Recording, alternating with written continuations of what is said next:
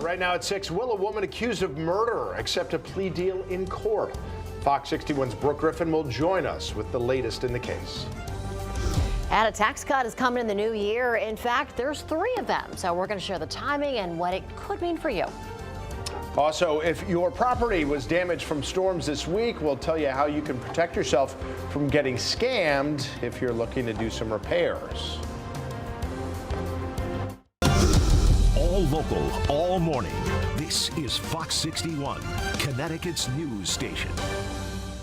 6 o'clock, good Wednesday morning. Thanks so much for being with us, America Arias. And I'm Tim Lammers. Good morning. We hope things are going nice and smooth. Weather-wise, looks like we're getting there. Unfortunately, I can't believe we're saying this early, Matt Scott. It's not even technically winter, and White Christmas is off the table. Huh? Oh, yeah.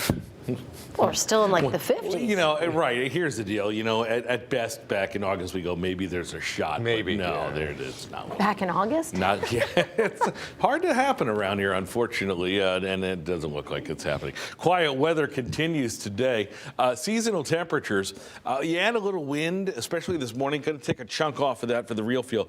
Do we have any Christmas travel issues? I think that's a bigger question than whether or not we're waking up to snow Monday morning. We'll talk about that in just a bit. Winds out of the northwest. Drier Canadian air coming in, filtering in. It's going to cool things down over the next couple of days, but high pressure keeps things on the down low. 29 in the capital city right now, 31 in New Haven, 30 in Groton. But look at the winds, especially in Groton. That takes the real feel down to 20 for New London County, 17 in Torrington, 18 in Waterbury in Nebraska City. So temperatures at the bus stop, not great, but no real weather issues to be concerned with as we get into the mid-40s, which again, like yesterday, just a couple degrees above normal for a later December day. Now, we do have some little temperatures dropping over the next couple of days. Does that play into the Christmas holiday forecast? We'll show you that on the 7-day coming up. Last full day of autumn. I know Symphony Privet's not happy about that. I'm crying on the inside because I know what's to come. Winter tomorrow night, 10/27. But now that I've been here for a few years, I know what to expect. Yeah, because you're used to it now. I think, to the best of my abilities. I still got my southern blood running through my veins. That's going to take a minute. All right, let's go ahead and get you up to speed with what's happening outside this morning. We're still seeing a few weather-related closures due to Monday's storm, starting off in Sprague. 138, Highway 138, that is closed right now between Highway 97 and Hanover Versailles Road, and this is due to a washout over there, so you want to find an alternate route if possible. And over in Lebanon, still watching a closure on Route 87, blocked between Old Route 87 and Francis Drive out there, and that is due to a tree down and some wires.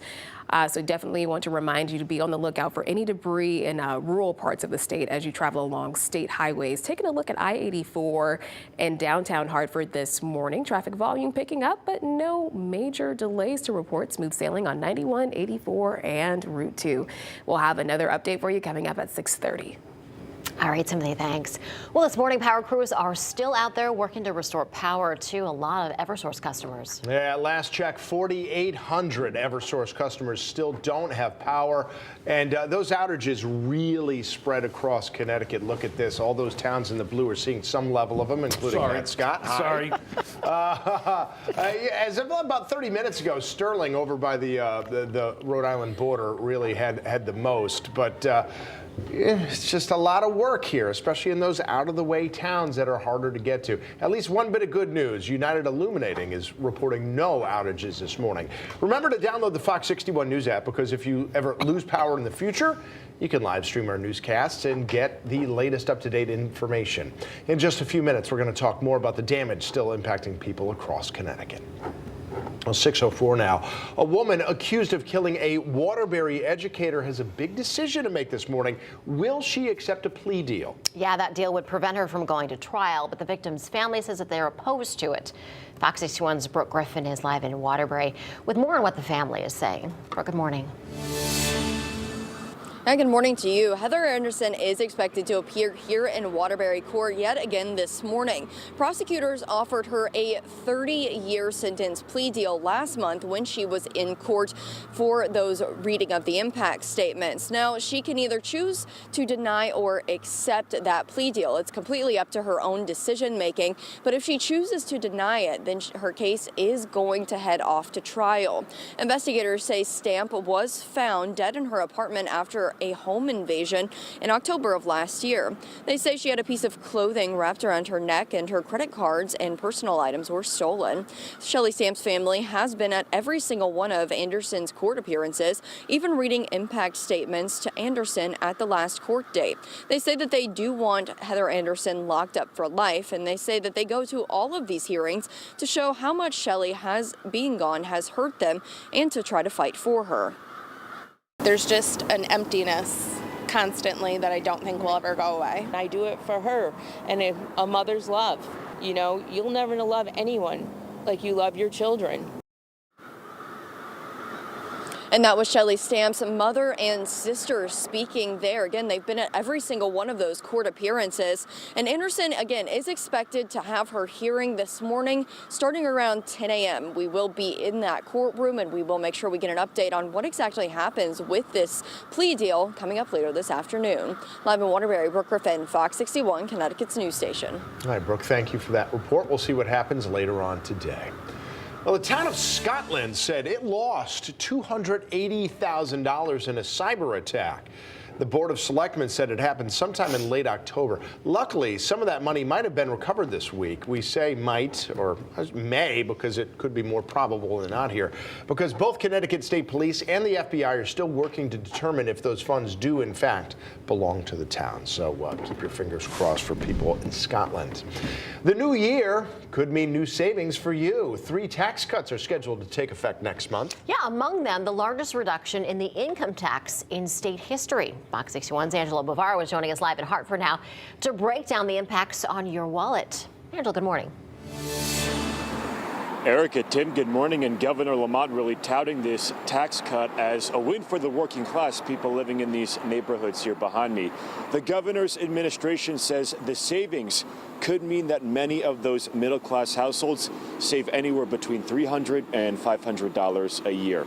So let's talk about those details. This tax cut really targeting the 2 lowest marginal rates. The 3% tax rate on the first $10,000 earned by individuals and the first $20,000 by couples. That will decrease to 2%. The 5% rate on the next $40,000 earned by individuals and the next $80,000 by couples. That will decrease to 4.5%. And those benefits are capped, though, at individual filers who earn $150,000 a year and couples who earn $300,000. You don't have to apply for this. You don't have to fill out the forms. You will see a reduction in your withholding, which means you'll be keeping more of what you earn. Every penny counts when it comes to a small business. I was just excited about hearing a reduce of anything that I can put the funds towards something else. And this tax cut comes as a report released this year is shedding light on the trend of median household income in the Hartford area. That Hartford Foundation Equity Profile report found the median income in 2021 in the capital city was about $37,400, and that's about $1,600 lower than in 2000, adjusted for inflation. During that same time period, income in surrounding towns and cities like West Hartford, Enfield, Glastonbury, and Manchester all went up, according to that report. Coming up in the next hour, we'll talk about those 2 other tax cuts that will benefit low-income workers and seniors, according to the governor's office. Reporting live in the capital city this morning, I'm Angela Bavaro, Fox 61, Connecticut's news station. Angela, thank you. All right, 6:09 right now, and people in Avon and Simsbury are still cleaning up amid Monday's severe rainstorm. Several roads were closed yesterday because of downed trees and flooded roads, and a lot of people heading to work or school had to find a different route. Now, storms also causing some flooding. One person we spoke with says that she hasn't seen the waters this high in decades. I've never seen in 30 years the water's this high. The playing fields in Avon here, they've turned into an ocean. Now, we also spoke with Simsbury's fire chief, who says they didn't have to do any water rescues, so that's good news. Most drivers abiding by the road closed signs and not going around them. If your property was damaged during the storm, officials are warning you to be careful about getting scammed. Social media sites coming alive with posts with people posing as contractors or knowing people who claim that they can help to clear the damage. The State Department of Consumer Protection says before you act out of fear or nervousness, take pictures and contact your insurance company first. Now, if you do need to hire a contractor, get a contract in writing and make sure that they are registered, licensed, and this is the big one here, make sure they are insured. Be wary of anyone who wants a large deposit up front or is asking you to pay in some type of odd form like gift cards or cryptocurrency. I mean, we've seen it all. There are bad actors that use social media. There are phone solicitations. There are people that go door to door. Over the last year, the state has responded to 15,000 scammed contractor complaints, recovering $700,000 in stolen funds.